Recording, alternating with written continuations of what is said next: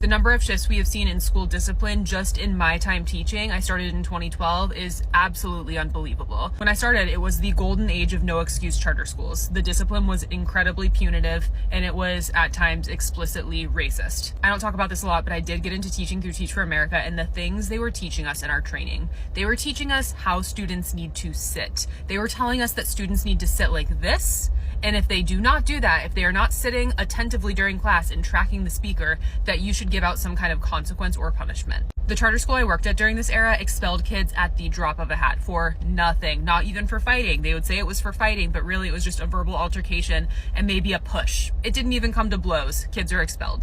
But that went out of style over the course of several years, and when the pandemic hit, the pendulum swung hard in the opposite direction. Many schools then adopted restorative justice policies, but only in name, because when I tell you these schools were not following actual restorative justice, they were just removing consequences. We weren't having circles. We weren't actually having facilitated restorative conversations. We were just saying no more consequences for students whatsoever. We all know how that went. What happens when you go from having a rigid, punitive, structured system to nothing at all? You put nothing new in its place. You just remove the consequences. Let's use our brains here. In my mind, this was 2018 to 2022, 2023. I want to say peaked during the pandemic. Bad times.